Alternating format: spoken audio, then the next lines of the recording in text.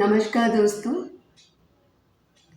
Thank you for viewing my videos. I hope you are liking them. And I would be very happy to have your feedback either through phone or through mail, or your comments are most welcome and they mean a lot to me. तो friends, आज के इस video में हम mental retardation which is now addressed as intellectual disability उसकी history को trace करेंगे. That's a topic in your syllabus. तो friend, it's not a new concept, it's a very very old concept. सदियों पहले भी हम इन लोगों की बातें करते थे and they were integral part of the society. और ये आज भी हमारी सोसाइटी के पार्ट है. In India family always took care of them, that you all know. जैसा कि हमें मालूम है, in 5000 BC we all know about Rani Kaikeyi. उनकी एक मेट थी Manthara, who was dull headed. और फिर अथर्ववेद में भी मेंटल प्रॉब्लम के बारे में डिस्कस किया गया है. और जो संख्या है उसमें भी different types of intellectual disabilities का जिक्र किया गया है. Okay, it's a much older system of philosophy of Sankhya, you remember, that also has mention of intellectual disability.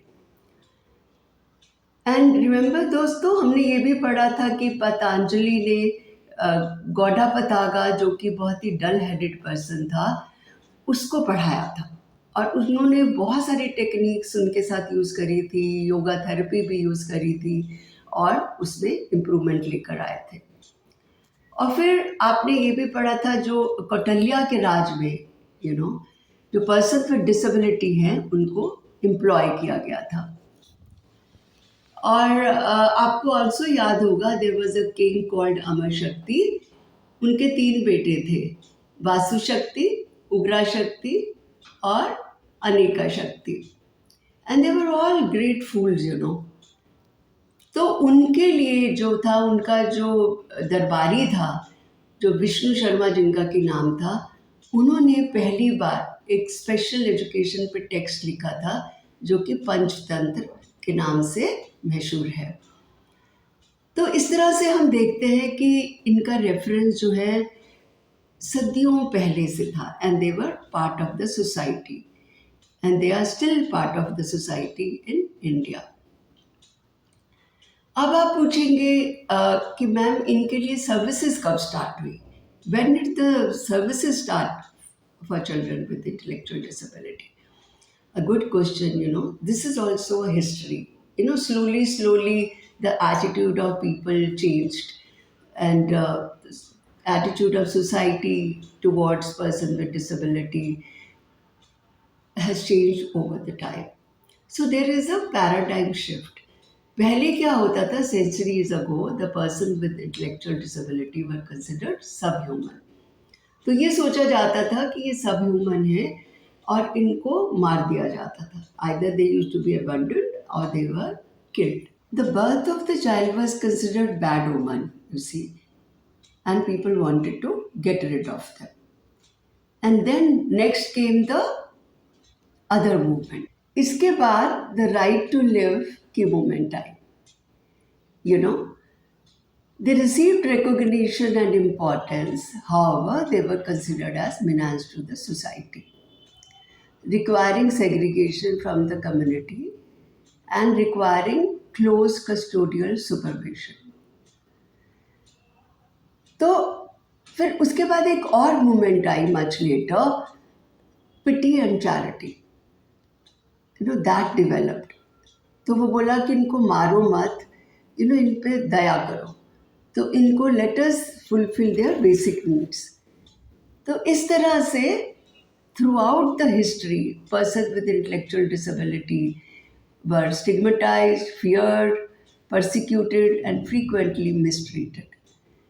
So this is how there was a paradigm shift from considered subhuman to the right to live to the pity and charity. Education of person with disability also has a long history, friends, with a starting point in 10th century in Europe and America. it was realized that education of person with disability is very crucial for their development and independent living as far as possible. पर जो education के मामले में जो first person था, he was the Jean Marc Gaspard Itard. उन्होंने initiate करी थी first systematic training for person with intellectual disability, who tried to educate a wild boy of 12 years, जिसका की नाम क्या था, Victor, who was abandoned in jungles of southern France. तो जो ईटार्ड थे, उन्होंने इस बच्चे को, जो वाइल्ड बॉय था, जो जंगलों में नंगा घूम रहा था, उसको पकड़ के घर ले आए और उसको ट्रेनिंग दी, और देखा उसमें बहुत सारी इम्प्रूवमेंट आई. तो वहाँ से ये साबित हुआ कि इन बच्चों को हम ट्रेन कर सकते हैं. Okay, from there this education का कॉन्सेप्ट स्टार्टेड. तो उसके बाद जो फर्स्ट रेजिडेंशियल इंस्टीट्यूशन था फ्रेंड्स स्पेशल एजुकेशन का, वो that began in modern India in Banarasi in 1862 by mister के.एस. घोषाल.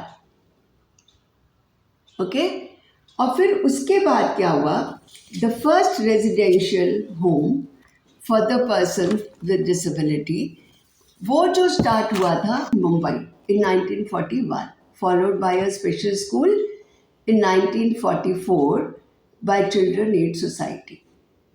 और उसके बाद फिर 11 और सेंटर्स बन गए in other parts of India. So धीरे धीरे आप देख रहे हैं कि एजुकेशन का जो महत्व है लोग समझने लगे और खूब स्कूल जो है खुलने लगे. तो पोस्ट इंडिपेंडेंस जो था, आर्टिकल 41 ऑफ कॉन्स्टिट्यूशन जो फोकस करते हैं हम right to free education and compulsory education for all children up to 14 years, उसके अंतर्गत 1966 में देयर वर 27 स्कूल्स, और आज की डेट में we have many special schools all over India. In 1953, teacher training institution was initiated in Mumbai by Mrs. Vakil. और उसके बाद 1971 में दिलकुश स्पेशल स्कूल इन मुंबई बन गया था, जो कि स्पेशल टीचर ट्रेनिंग प्रोग्राम देने लगा. उसके बाद स्पेशल स्कूल बनने लगे, फिर फुल टाइम स्पेशल क्लास आ गई इन रेगुलर स्कूल. जो पर्सन विद इंटेलेक्चुअल डिसेबिलिटी थे, they used to be in the special class, but they have social interaction and share common experiences in the school bus, lunch, assembly and functions, etc. So we used to have full special class in the regular school. और residential school भी थे, designed to save students who do not have familiar or who do not have special school near their home. उसके बाद integrated education का concept आया. This was the first turning point in education of person with disability is the NPE 1986, जबकि ID scheme के अंदर project integrated education for disabled person पाइड लिया गया, जो कि NCERT ने इनिशिएट किया था. Then the concept of normalization came into being, and इसका ओरिजिन क्या था, स्कैंडिनेवियन कंट्रीज. वुल्फ पेंसबर्गर ने इसको इनिशिएट किया था. So, in order to achieve normalization, we need to do away with the institution. And friends, central government provided legislation for persons with disability, resulted in PWD Act in 1995. This act was a revolutionary act in India, brought the field of disability from being a charity-based initiative to right-based movement through its focus on equal opportunities, protection of rights, and full participation. It also threw light on inclusive education, job reservation, protection of employment, and social security measures.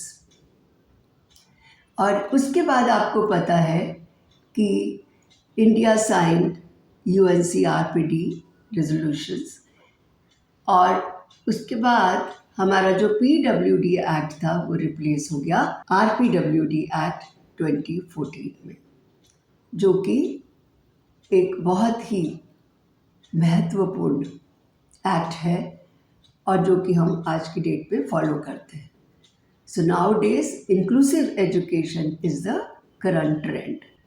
It is simply allowing the child with intellectual disability to be in the regular school throughout the teaching learning process. This is how we have evolved in the process of intellectual disability.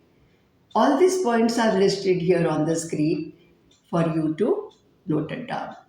Thank you very much. I hope you liked the video and please do send your comments. Namaskar.